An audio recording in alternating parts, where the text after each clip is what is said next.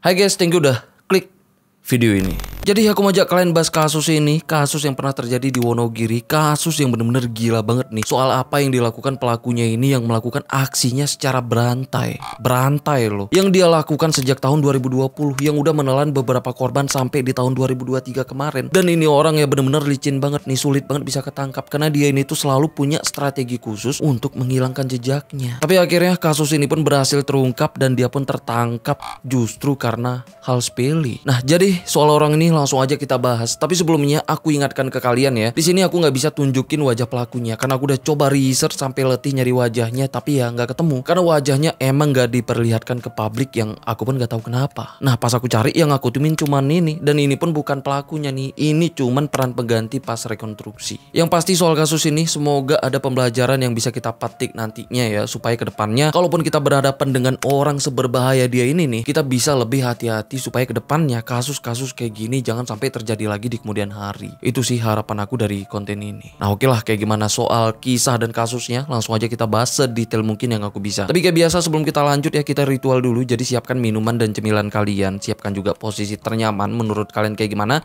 Jadi kalau udah nyaman, udah santuy, nah jadi soal kasus ini, yuk kita bahas.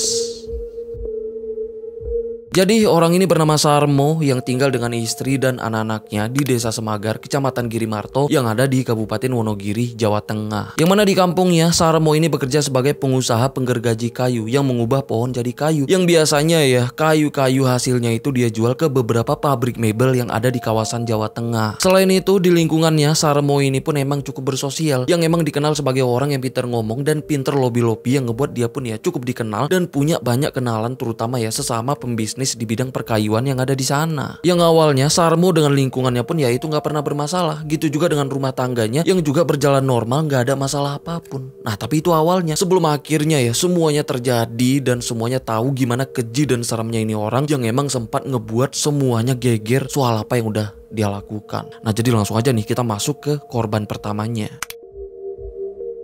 Jadi awal mula dari kasus ngeri yang dia lakukan nih ya, ini terjadi di awal tahun 2020 kemarin, yang mana saat itu ya Sarmo yang padahal udah beristri bahkan udah punya anak, secara diam-diam mulai menjalin hubungan gelap dengan seorang ibu-ibu di sana yang bernama Katiani, yang berasal dari desa Sanan yang berjarak kurang lebih sekitar 3 km tuh dari desanya, yang mana mereka pertama kali kenal dari Facebook. Nah, setelah saling kenal dan saling suka ya, mereka pun mulai menjalin hubungan gelap, yang padahal saat itu ya Katiani juga itu sebenarnya udah bersuami dan juga udah punya anak. Terus setelah seminggu mereka kenal yang cuman chat via Facebook aja nih ya, mereka pun langsung ketemuan berdua di wilayah Wonogiri setelah Katiani ini baru pulang ngantar anaknya dari sekolah. Nah, setelah ketemuan ya hubungan mereka pun itu jadi makin intens lagi, sampai Katiani pun itu mulai nyaman curhat dan cerita ke Sarmo, yang mana di situ ya dia cerita kalau dia itu mau menjual motor Beat milik suaminya. Sampai Katiani pun minta bantuan ke Sarmo untuk bantu dia ngejual motor itu. Nah, Sarmo pun ya langsung setuju, bahkan dia ngakuin tuh kalau dia tahu kemana motor itu harus dijual. Nah, karena ini ya Katiani pun langsung ngajak Sarmo untuk ketemuan untuk langsung ngejual motor suaminya. Terus besoknya tepatnya di jam 10 pagi Katiani pun sempat izin ke suaminya dengan alasan kalau dia katanya mau menjenguk temannya yang baru melahirkan di desa sebelah. Karena suaminya yang gak curiga, jadi ya Katiani pun langsung pergi ngebawa motor Beat milik suaminya untuk ketemuan dengan Sarmo di sekitaran Sidoarjo yang masih ada di wilayah Wonogiri. Setelah mereka ketemu, Sarmo pun langsung ngebawa Katiani ke salah satu showroom jual beli motor bekas yang ada di kawasan Sidoarjo. Nah, di sana ya setelah tawar menawar akhirnya motornya pun laku terjual seharga 11,5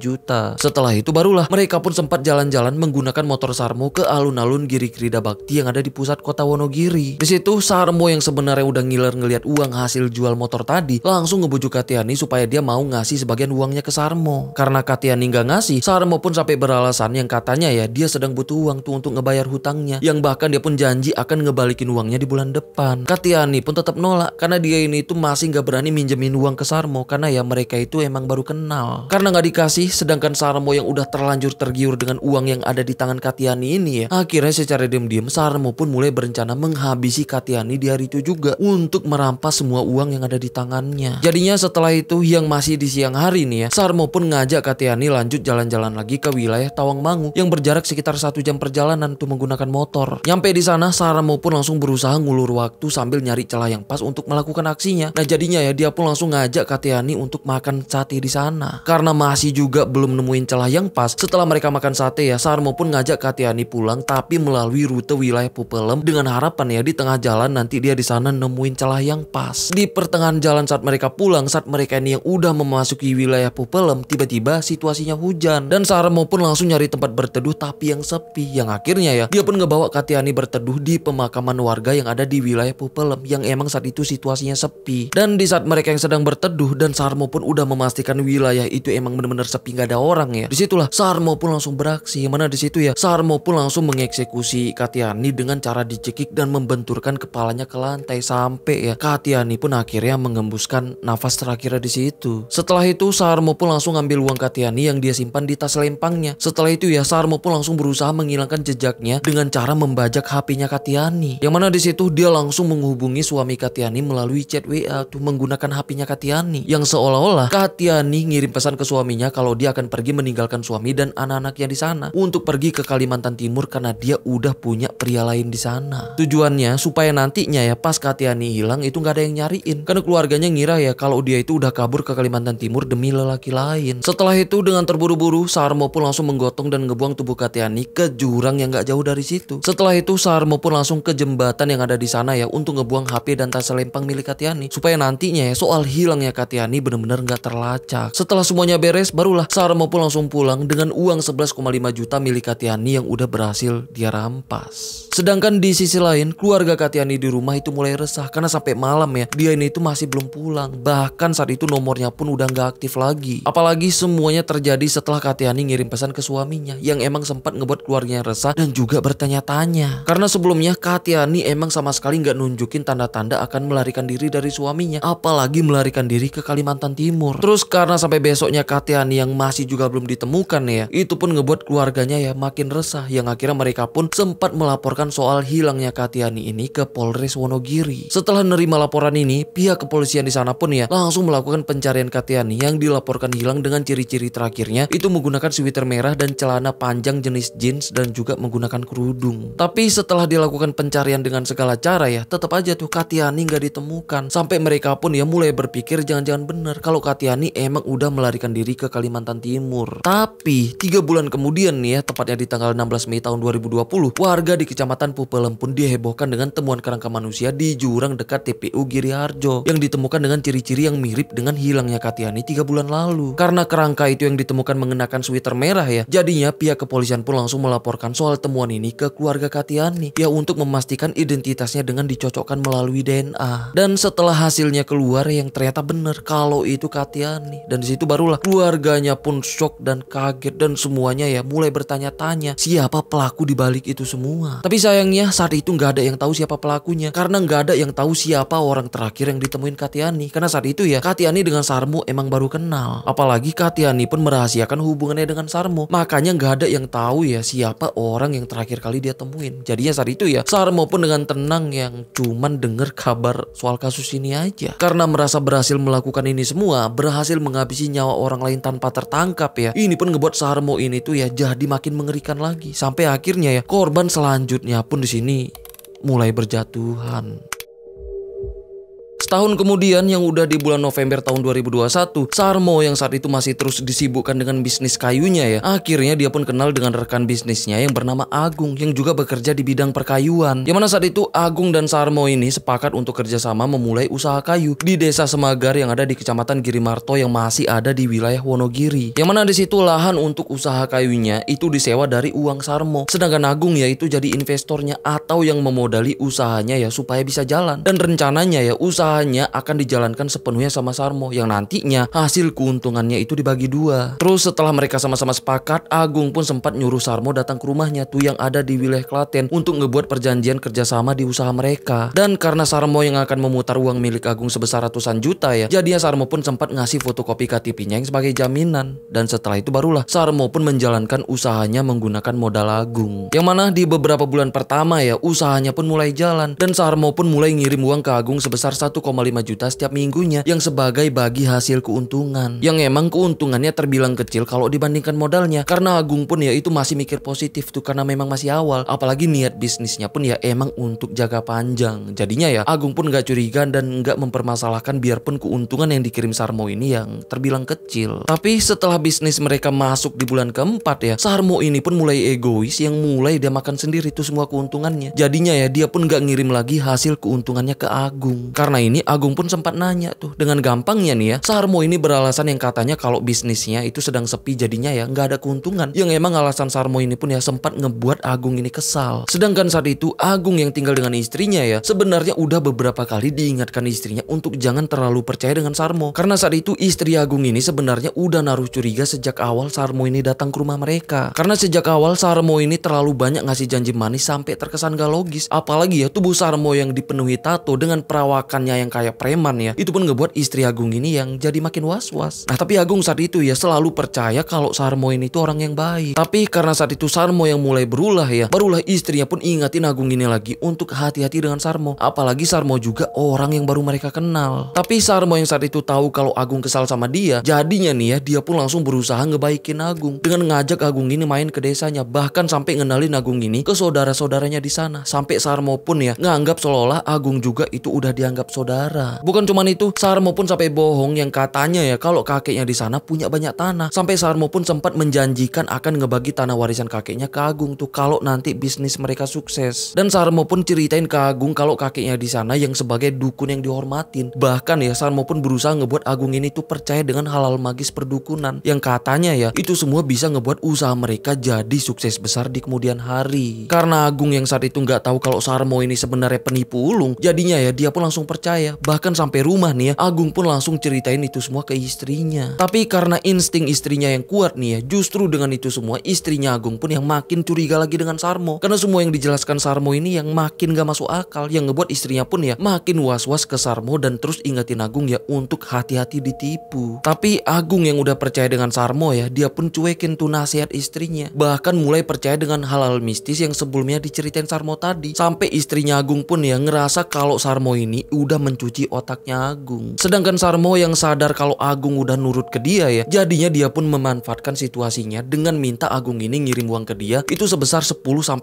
juta per hari yang katanya untuk modal usaha kayu mereka. Sedangkan Agung selalu nurutin keinginan Sarmo ini. Sampai saat itu ya, total Agung ini udah ngirim modal ke Sarmo itu sebesar 800 juta secara bertahap. Dengan harapannya ya kedepannya bisnis mereka itu bisa berjalan dengan keuntungan yang jauh lebih besar lagi. Tapi beberapa bulan kemudian Sarmo ini tetap nggak ngirim uang dari hasil bisnisnya ke Agung. Sampai ya Agung pun lagi-lagi kesel. Sedangkan Sarmo dengan gampangnya cuman beralasan kalau bisnis mereka itu sedang sepi. Padahal ya semua keuntungannya itu dimakan Sarmo ini sendirian. Jadinya Agung yang sebelumnya udah percaya nih ya, akhirnya mulai merasa kalau Sarmo ini tuh udah terang-terangan korup. Karena ini Agung yang udah kesal langsung nemuin Sarmo di tempat kerjanya. Yang mana di sana ya secara langsung Agung ini minta bagian keuntungannya. Bahkan minta usahanya untuk dipindahkan ke Klaten tempat tinggal Agung ini. Yang rencananya ya dia mau jalanin sendiri usahanya di Klaten. Setelah sampein itu semua ya, Agung pun langsung balik ke rumahnya di Klaten. Sedangkan Sarmo di situ mulai kebingungan karena Sarmo ini tuh takut banget tuh kalau usahanya dipindahkan ke Klaten. Karena kalau usahanya dipindahkan ke sana nih ya, dia pasti nggak punya andil apapun lagi di usaha itu. Karena modal Sarmo ini cuman tanah atau lahan tempat berdirinya usaha mereka yang disewa Sarmo ini. Karena udah kebingungan, disinilah Sarmo pun mulai berpikir gimana cara menyingkirkan Agung supaya dia bisa menguasai usaha mereka sendirian. Karena ini Sarmo pun langsung ingat tuh kalau sebelumnya dia sempat berhasil menghabisi orang bahkan tanpa terendus. Jadinya ya Sarmo pun mulai berpikir untuk menghabisi Agung menggunakan racun supaya seluruh usaha kayu milik mereka berdua nih ya bisa sepenuhnya jadi milik Sarmo ini. Jadinya setelah niatnya matang nih ya, Sarmo pun langsung beli potasium cyanida secara online di e-commerce. Nah setelah itu ya dia pun langsung menghubungi Agung dengan dibaik-baikin tuh untuk ngomongin bisnis mereka. Kebetulan di situ Agung juga cerita ke Sarmo kalau dia juga sempat berinvestasi ke salah satu orang yang saat itu sedang ada di Jogja. Yang intinya ya Agung ini malah ngajak Sarmo untuk bantuin dia nagih hutang investasinya di Jogja sebesar 150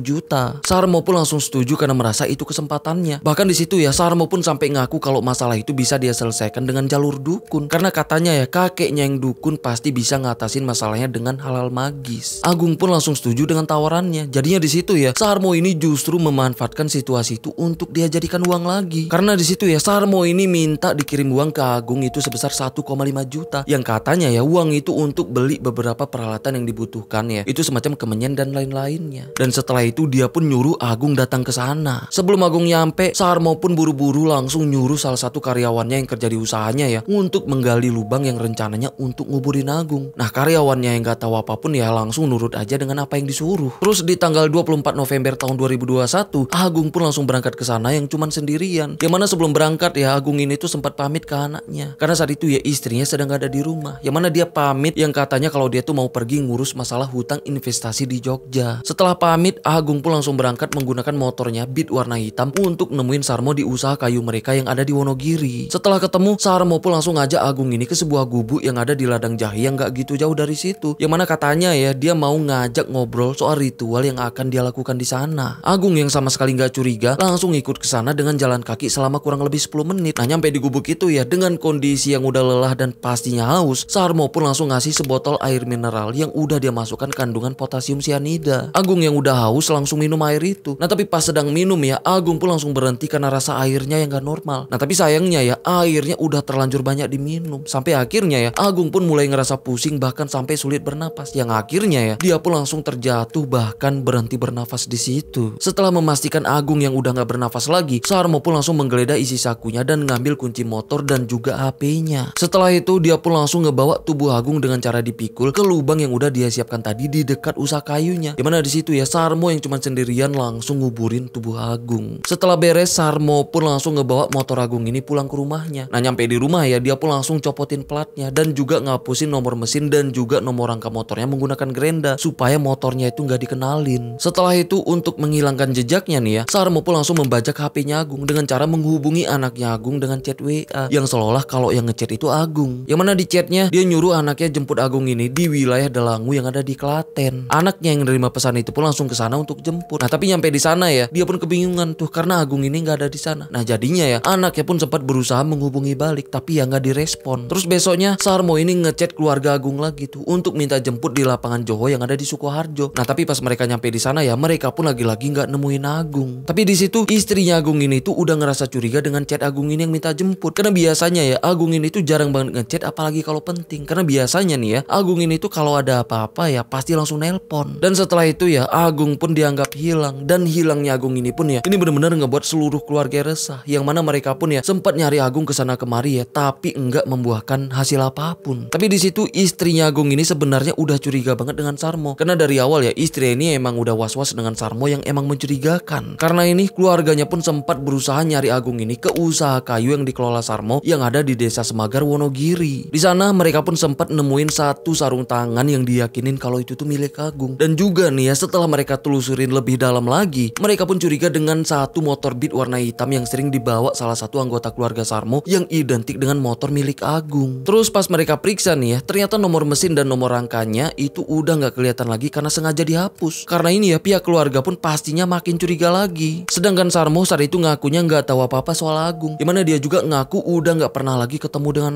Agung. Tapi karena pihak keluarga yang udah curiga nih ya, akhirnya mereka pun baru melaporkan soal hilangnya Agung ini ke polisi. Sekaligus melaporkan soal kecurigaan mereka ke Sarmo yang sebagai rekan bisnisnya. Karena ini Sarmo pun sempat dipanggil pihak kepolisian untuk diperiksa. Nah, tapi saat diperiksa nih ya, Sarmo ini tuh tetap beralasan yang kayak tadi. Nah, terus karena kurangnya bukti jadinya ya Sarmo pun dibebaskan lagi tuh. Yang mana lagi dan lagi nih ya, Sarmo pun lolos dari apa yang udah dia lakukan. Terus setelah itu dengan tenang Sarmo pun beraktivitas kayak biasa lagi tuh dan kerja di usaha kayunya yang saat itu ya usahanya itu udah dia kuasain sepenuhnya.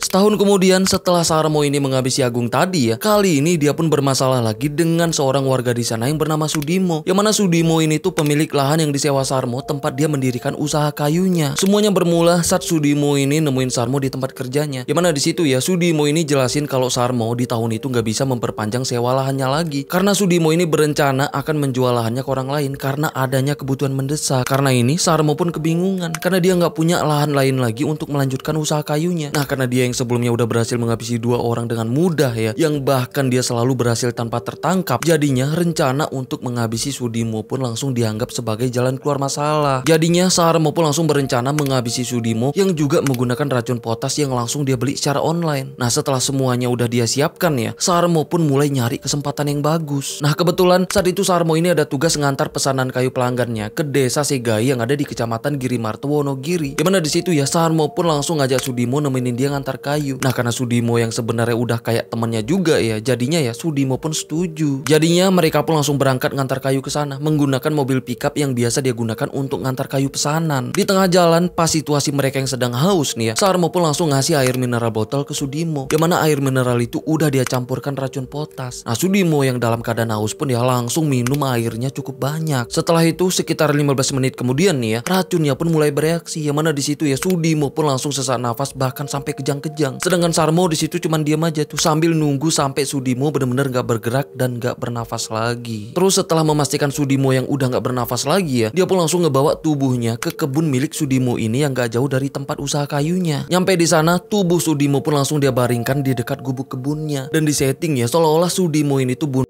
dengan meminum racun tanaman yang ada di gubuknya dan juga meletakkan tabung penyemprot tanaman di sebelah tubuh Sudimo ini yang terbaring. Setelah itu barulah Sarmo pun menggunakan ulti andalannya, yaitu membajak HP Sudimo ya untuk ngirim pesan ke keluarga Sudimo ini yang bilang ya kalau malam itu Sudimo ini tuh mau nginep di gubuk kebunnya, dan seolah-olah Sudimo ini tuh ngirim pesan perpisahan terakhir tuh ke keluarganya. Setelah itu Sarmo pun meletakkan lagi HP Sudimo di sakunya dan langsung pergi ninggalin tubuh Sudimo yang terbaring di situ. Nggak sampai di situ aja, setelah itu ya Sarmo pun langsung buat surat pernyataan palsu yang seolah-olah Sudimo yang sebagai pemilik lahannya udah buat perjanjian kalau tanah itu udah ganti pemilik atas nama Sarmo. Bahkan Sarmo pun sampai memalsukan beberapa tanda tangan pihak terkait untuk memuluskan aksinya ini ya demi merampas lahan milik Sudimo. Sedangkan di sisi lain keluarga Sudimo yang nerima pesan tadi ya itu langsung khawatir, dan saat itu juga mereka pun langsung mendatangi gubuk yang ada di kebunnya, dan disitulah mereka pun histeris nemuin Sudimo yang udah gak bernyawa lagi yang terbaring di sebelah semprotan tanaman. Yang emang awalnya mereka juga ngira kalau Sudimo udah bunuh. Biarpun di sisi lain ya pihak keluarga juga sebenarnya itu masih ngerasa janggal karena Sudimo ini tuh nggak pernah nunjukin tanda-tanda keanehan. Sedangkan Sarmo saat itu benar-benar berhasil ya ngelakuin aksi keji yang liciknya ini, yang seolah ya dia tuh selalu puas karena rencananya selalu sesuai dengan skenarionya. Setelah berhasil melakukan aksinya tadi ya, kali ini aksinya pun berlanjut lagi nih. Gimana semuanya bermula ya, saat itu yang masih di tahun 2022, usaha kayu Sarmo ini itu yang makin lama makin sepi. Sampai Sarmo pun terpaksa menggadaikan mobil pickupnya sebesar 48 juta ke salah satu kenalan bisnisnya yang bernama Sunario. Setelah mobilnya digadai, Sarmo pun berjanji akan nebus mobilnya 2 bulan kemudian. Nah terus pas hutang yang udah jatuh tempo ya, Sunario pun mulai nagih janjinya. Karena Sarmo yang saat itu masih belum punya uang untuk nebus mobilnya, jadi dia pun cuma bisa ngasih janji-janji palsu aja tuh. Sampai lama-kelamaan ya, Sunario pun mulai kesal dan mulai maksa nagih hutangnya. Karena merasa udah terdesak, Sarmo yang merasa udah ahli dalam melakukan aksinya yang dia yakinin kali ini pasti berhasil lagi ya. Jadinya saat itu juga Sarmo pun langsung nyusun rencananya lagi untuk menghabisi Sunario menggunakan racun potas yang udah dia siapkan. Setelah merasa siap, Sarmo pun langsung menghubungi Sunario dan berusaha ngebaikin Sunario. Yang mana di situ ya Sarmo ini tuh mancing Sunario supaya dia datang ke rumahnya yang seolah kalau dia tuh mau nebus mobilnya. Dengar itu Sunario pun seneng dan langsung siap-siap ke sana. Nah tapi sebelum berangkat ya, Sunario ini tuh sempat izin ke istrinya di rumah kalau dia mau nemuin Sarmo di rumahnya yang ada di desa Semagar untuk ngebalikin mobil gadaiannya. Setelah itu di sekitaran jam 8 malam, Sunario pun langsung berangkat ke rumah Sarmo yang cuman sendirian yang udah ngebawa mobil gadaiannya. Nyampe di sana, Sarmo pun langsung ngajak Sunario ini untuk ngobrol-ngobrol di luar, tepatnya di sebuah angkringan yang ada di wilayah Jatipurno yang katanya di sana nanti akan dia serahkan uangnya. Jadinya mereka pun langsung berangkat ke sana menggunakan mobil pickup milik Sarmo. Nah terus setelah nyampe di angkringan, mereka pun di situ minum teh, yang mana disitulah pas Sunario ini lengah ya, Sarmo pun langsung memasukkan racun potas ke minumannya. Karena nggak ngeh, Sunario pun langsung minum, dan beberapa menit kemudian ya Sunario pun mulai ngeluh pusing. Karena ini ya Sarmo pun langsung ngajak Sunario masuk ke mobil supaya bisa rebahan. Setelah di mobil, Sarmo pun langsung jalanin mobilnya, yang mana di situ ya nggak lama kemudian Sunario pun mulai kejang bahkan gak bisa napas. Sedangkan Sarmo ya itu tetap nyantai nyetir sambil nunggu sampai Sunario itu bener-bener nggak bergerak lagi. Setelah beberapa menit ditunggu, Sunario pun mulai nggak bergerak lagi. Nah terus setelah memastikan Sunario yang udah nggak bernafas lagi ya, dia pun langsung ngebawa tubuh Sunario ini ke usaha kayunya. Nyampe di sana, tubuh Sunario pun langsung dia siram menggunakan minyak solar dengan harapan ya tubuhnya nanti nggak ngeluarin bau yang menyengat. Nah terus setelah itu ya, Sarmo ini nguburin tubuhnya persis di bawah tempat tidur yang ada di tempat kerjanya. Setelah itu dia pun langsung balik ke rumahnya lagi dengan HP milik Sunario yang udah ada di tangannya, yang nantinya ya akan dia gunakan lagi untuk membajak HP korbannya untuk menghilangkan jejaknya yang kayak sebelumnya. Sedangkan di sisi lain, karena sampai tengah malam Sunario ini masih belum pulang, istrinya pun ngechat melalui WA nanya keberadaan Sunario ada di mana, kenapa sampai tengah malam masih belum pulang. Tapi karena HP Sunario saat itu ada di tangan Sarmo ya, jadinya Sarmo pun langsung membajak HP-nya dengan ngebalas chat istrinya Sunario yang bilang kalau dia itu sedang di Karanganyar yang sedang ada urusan bisnis. Istrinya pun awalnya sempat percaya tuh, tapi nggak lama kemudian ya tiba-tiba Sunario ngechat lagi, yang mana di situ ya Sunario tiba-tiba minta ditransfer uang sebesar 4 juta. Disinilah istrinya pun mulai curiga dan bingung karena sebelumnya ya Sunario nggak pernah minta uang di chat, apalagi dengan cara mendadak ditambah dengan cara maksa. Karena udah curiga ada yang nggak beres, istri dan keluarganya malam itu juga langsung mendatangi rumah Sarmo karena sebelumnya ya Sunario emang sempat pamit pergi ke sana. Nyampe di sana mereka pun nemuin Sarmo dan nanya soal keberadaan Sunario. Nah di situ ya Sarmo yang penipu ulung langsung jelasin yang katanya kalau tadi Sunario emang sempat datang ke rumahnya tuh untuk ngantar mobil, sekaligus dia yang nebus hutangnya sebesar 48 juta. Setelah itu dia sempat ngantar Sunario ke terminal Jatipurno karena dia ngakunya kalau Sunario emang minta diantar ke sana. Nah tapi Sarmo juga ngaku nggak tahu kemana Sunario pergi setelah itu. Yang awalnya keluarganya pun sempat agak percaya dengan perkataan Sarmo ini, biarpun di sisi lain ya mereka juga resah karena takut terjadi apa-apa dengan Sunario. Terus singkat cerita, karena sampai besoknya Sunario yang masih nggak ada kabar, akhirnya ya pihak keluarganya pun langsung melaporkan soal hilangnya Sunario ini ke pihak kepolisian di sana. Karena ini polisi pun mulai menyelidiki soal hilangnya Sunario dan kabar soal ini pun mulai tersebar di sana. Karena sadar polisi yang udah turun tangan, Sarmo pun mulai khawatir. Jadinya ya tubuh Sunario yang udah dia kubur di bawah tempat tidurnya berencana dia pindahkan ke tempat lain yang lebih jauh lagi. Karena bingung yang nggak tahu mau dipindahkan kemana ya, akhirnya tubuhnya pun dia bakar menggunakan ban bekas dan kayu jati sampai tubuhnya pun benar-benar habis. Nah setelah itu ya sisa-sisa abu dan serpihan tulangnya pun langsung dia bawa pulang tuh untuk dia buang dan disebar di area belakang rumahnya. Setelah semuanya beres, Sarmo pun mulai fokus lagi ke HP Sarmo yang masih ada di tangannya untuk lagi-lagi membajak HP-nya ya untuk mengalihkan kecurigaan keluarga Sunario yang saat itu mulai mengarah ke dia. Sedangkan di sisi lain, di tengah kebingungannya ya, istri Sunario tiba-tiba nerima pesan WA dari Sunario yang intinya ya saat itu Sunario sedang diculik dan penculiknya minta tebusan sebesar 40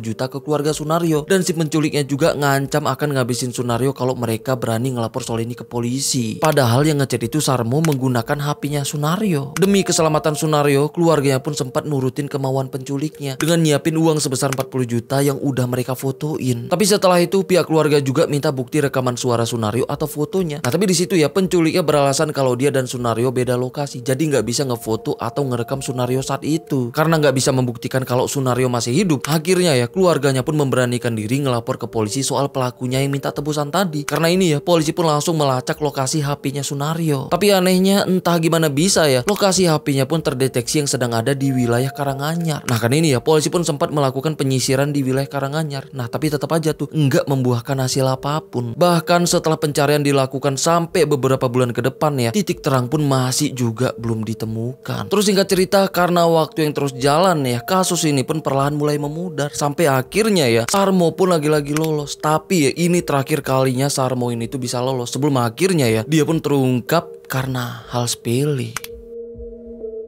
Setahun kemudian yang udah di penghujung tahun 2023, Sarmo saat itu makin ngalamin kesulitan keuangan karena usaha kayunya yang nyaris bangkrut. Sampai akhirnya di tanggal 4 Desember tahun 2023, Sarmo pun ditangkap. Tapi ditangkapnya bukan karena kasus sebelumnya, tapi dia ditangkap karena ketahuan mencuri 2 HP dan 1 gergaji mesin milik warga di desa Kerjolor, Wonogiri. Terus setelah ditangkap karena kasus pencurian, Sarmo pun mulai diperiksa secara detail dan pastinya diinterogasi. Nah yang kayak kita tahu semua, kalau kebohongan gak akan bertahan lama diinterogasi, karena untuk menutupi kebohongan pastinya dengan kebohongan selanjutnya. Nah jadi kalau ditelusuri pastinya buntu dengan jawabannya yang makin lama makin ngawur. Disitulah kebohongan demi kebohongannya pun mulai terdeteksi. Ditambah karena nama Sarmo yang sebenarnya udah beberapa kali masuk sebagai nama orang yang sempat dicurigai ya, terutama atas hilangnya Agung asal Klaten dan juga Sunario yang sebagai korban terakhirnya. Jadinya disinilah kesempatan pihak penyidik untuk menginterogasi masa lalunya lebih dalam lagi. Akhirnya ya setelah melewati pemeriksaan dan interogasi yang panjang, Sarmo pun gak bisa bertahan lama dengan semua tipuannya. Yang akhirnya ya, dia pun mulai mengakui satu persatu aksi gilanya yang udah dia lakukan ke 4 korbannya secara berantai, yang udah dia lakukan sejak tahun 2020. Yang emang ini pun ngebuat pihak penyidik pun kaget karena ternyata dialah pelaku yang selama itu yang paling dicari, yang akhirnya ketangkap karena kasus pencurian gergaji mesin. Terus singkat cerita, dengan apa yang udah dia lakukan ya, sekarang Sarmo ini tuh terancam hukuman mati atau seumur hidup atau penjara paling lama 20 tahun. Tapi itu pun masih terancam karena sampai sekarang ya, aku masih belum nemuin info soal hukumannya. Apakah hukumannya udah dijatuhkan apa gimana? Tapi kalau emang sekarang hukumannya belum dijatuhkan ya, nanti kalau hukumannya udah dijatuhkan bakal aku infoin ke kalian, itu pun kalau diberitakan. Tapi yang aku bingung nih ya, Sarmo dengan kasusnya kayak gini, kenapa wajahnya nggak diperlihatkan? Sampai di konferensi persnya pun ya, itu wajahnya ditutupin topeng. Bahkan di rekonstruksinya, itu perannya digantikan dengan orang lain gitu loh. Ini nih aku bingung kenapa. Karena biasanya kasus-kasus kayak gini ya, itu wajah pelakunya diperlihatkan kayak kasus-kasus yang udah pernah kita bahas di sini. Nah ini nih, aku penasaran ya. Mungkin kalian ada yang lebih tahu soal ini ya, soal wajah Sarmo ini kenapa ditutupin ya. Kalian bisa ya jawab aja di kolom komen di bawah biar kita semua nggak penasaran gitu. Tapi apapun itu, harapan terbesar aku dari kasus ini ya, semoga banget nih kasus ini tuh bisa jadi pembelajaran untuk kita semua, terutama untuk kalian-kalian yang akan nagih hutang dalam jumlah besar. Please hati-hati, jangan pernah datang sendirian apalagi ke tempat yang mereka inginkan. Karena kasus-kasus kayak gini yang berawal dari hutang, gagal bisnis atau sesuatu yang berurusan dengan uang besar, sering banget loh berujung jadi kasus-kasus kayak gini, yang kayak kasus-kasus yang udah pernah kita bahas. Makanya please banget untuk kalian semua dijadikan pembelajaran supaya kedepannya ya, amit-amit kasus kayak gini jangan sampai terjadi lagi dimanapun itu untuk siapapun itu. Oke lah, sampai sini aja pembahasan kita soal kasus ini. Sampai ketemu di kasus selanjutnya. Karena aku udah siapin beberapa kasus yang kayaknya harus kita bahas di sini juga. Oke lah, aku Rizka Wadiono. Bye bye.